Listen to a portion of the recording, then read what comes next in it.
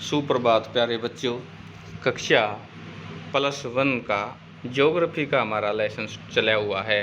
पृथ्वी की आंतरिक संरचना यानी पृथ्वी के अंदर की जो भू हलचलें होती हैं उनके बारे में हम पढ़ रहे थे। और इससे पहले हमने अप्रत्यक्ष स्रोत और प्रत्यक्ष स्रोतों के बारे में जानकारी जुटाई थी। आज जो हमारा टॉपिक है वो भूकंप। यह पृथ्वी की एक आंतरिक गतिविधि है। एक क्या होता है इसके दौरान और कैसे भूकंप आते हैं, इनके बारे में हम विस्तारपूर्वक जानेंगे। भूकंपीय तरंगों का अध्ययन पृथ्वी की आंतरिक परतों का संपूर्ण चित्र प्रस्तुत करता है। यानी हमारे सामने ये तरंगें दिखाई जाती है, PS और धरातलीय तरंगें। साधारण भाषा में भूकंप का अर्थ है पृथ्वी का कंपन यानी धरती का हिलना। यह एक प्राकृतिक घटना है। ऊर्जा के निकलने के कारण तरंगें उत्पन्न होती हैं जो सभी दिशाओं में फैलकर भूकंप लाती है। पृथ्वी में कंपन क्यों होता है? प्रश्न बनता है कि ऐसा क्या है कि कंपन क्यों आते हैं? प्राय भ्रंश के किनारे किनारे की ऊर्जा निकलती है। भूपृष्ठीय शैलों में गहन दरारें ही भ्रंश होती हैं। यानी जो पृथ्वी का आंतरिक संरचना है वो दरारों के रूप में है। भ्रंश के दोनों तरफ शैलें विपरीत दिशा में गति करती हैं। जहाँ उत्तर के शैल खंड दबाव डालते हैं, उनके आसपास का घर्षण उन्हें परस्पर बांधे रखता है। फिर भी अलग होने की प्रवृत्ति के कारण एक समय पर घर्षण का प्रभाव कम हो जाता है, जिसके परिणाम स्वरूप शैल खंड विकृत होकर अचानक एक दूसरे के विपरीत दिशा में सरक जाते हैं। यानी और इस प्रकार से शैलें तैरती रहती है और एक दबाव के कारण जमा हो जाता है और अलग अलग दिशाओं में खिसकने लगती है। इसके परिणाम स्वरूप ऊर्जा निकलती है। ऊर्जा तरंगें सभी दिशाओं में गतिमान होती हैं। वह स्थान जहाँ से ऊर्जा निकलती है भूकंप का उद्गम केंद्र फोकस कहलाता है। इसे अवकेंद्र भी कहा जाता है। ऊर्जा तरंगें अलग अलग दिशाओं में चलती हुई पृथ्वी की सतह पर पहुँचती है। भूतल पर बिंदु को उद्गम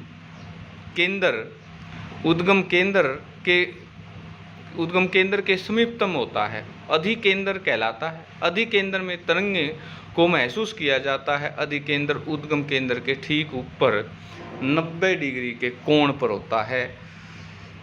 अब आज नेक्स्ट जो पॉइंट है उनके बारे में हम पढ़ेंगे। भूकंपीय तरंगें क्या हैं?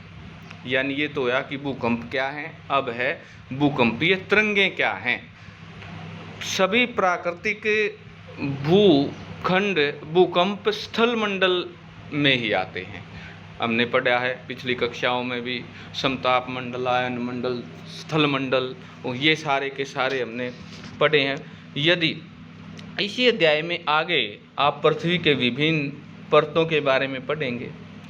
इसी स्थान पर समझ लेना कि पर्याप्त ही स्थल मंडल पृथ्वी के धरातल से 200 किलोमीटर तक गहराई वाले भाग को कहते हैं। एक किस्म से भूपृष्ठ भी बोला जाता है। भूकंप मापी यंत्र सतह पर पहुंचने वाली भूकंप तरंगों के अभिलेखित करता है। चित्र 3.1 में भूकंपीय तरंगों के अभिलेखीय वक्र दिखाया गया है। यह वक्र 3 अलग अलग बनावटी तरंगों को प्रदर्शित करता है। बुनियादी तौर पर भूकंपीय तरंगें 2 प्रकार की होती हैं, भूगर्भिक तरंगें व धरातलीय तरंगें। भूगर्भिक तरंगें उद्गम केंद्र से ऊर्जा मुक्त होने के दौरान पैदा होती है और पृथ्वी के अंदरूनी भाग से होकर सभी दिशाओं में आगे बढ़ती है, इसलिए इन्हें भूगर्भीय तरंगें कहा जाता है। भूगर्भिक तरंगों एवं धरातलीय शैलों के मध्य अन्योन्य क्रिया के कारण नई तरंगें उत्पन्न होती हैं, जिन्हें धरातलीय तरंगें कहा जाता है। ये तरंगें धरातल के साथ साथ चलती हैं। तरंगों का वेग अलग अलग घनत्व वाले पदार्थों से गुजरने पर परिवर्तित हो जाता है। अधिक घनत्व वाले पदार्थों की तरंगों का वेग अधिक होता है। पदार्थों के घनत्व की भिन्नताएं होने के कारण परावर्तन एवं आवर्तन होता है, जिससे इन तरंगों की दिशा भी बदलती है। भूगर्भीय तरंगें भी 2 प्रकार की होती हैं। इन्हें P तरंगें और S तरंगें कहा जाता है। P तरंगें तीव्र गति से चलने वाली तरंगें हैं और धरातल पर सबसे पहले पहुंचती है। इन्हें प्राथमिक तरंगें भी कहा जाता है। P तरंगें ध्वनि के तरंगों जैसी होती है। ये गैस, तरल, ठोस तीनों प्रकार के पदार्थों से गुजर सकती है। S तरंगें धरातल पर कुछ समय अंतराल के बाद पहुंचती है, द्वितीयक तरंगें कहलाती है। ऐसे तरंगों के विषय में एक महत्वपूर्ण तथ्य यह है कि केवल ठोस पदार्थों के ही माध्यम से चलती हैं। इस तरंगों की यह महत्वपूर्ण विशेषता है। इस विशेषता के वैज्ञानिकों को भूगर्भीय संरचना समझने में मदद है। परावर्तन से तरंगें प्रतिध्वनित होकर वापस लौट आती है, जबकि आवर्तन के कई तरंगें कई दिशाओं में चलती है और भूकंप लेखी पर बने आरेख से तरंगों की दिशा भिन्नता के अनुमान लगाया जाता है। धरातलीय तरंगें भूकंप लेखी पर अंत में अभिलेखित होती हैं और तरंगें ज़्यादा विनाशकारी होती हैं, इन्हें शैल विस्थापित होते हैं और इन्हें इमारतें गिर जाती हैं। भूकंपीय तरंगों का संचरण क्या है? भिन्न भिन्न प्रकार की भूकंपीय तरंगें संचरित की प्रणाली भिन्न भिन्न होती है। जैसे कि संचरित होती है, शैलों में कंपन होता है। पी तरंगों के कंपन की दिशा तरंगों की दिशा के समानांतर ही होती है। यह संचरण गति दिशा में ही पदार्थ पर दबाव डालती है। इसके दबाव में फलस्वरूप पदार्थ के घनत्व में भिन्नता आती है और शैलों के संकुचन का फैलाव भी प्रक्रिया पैदा होता है।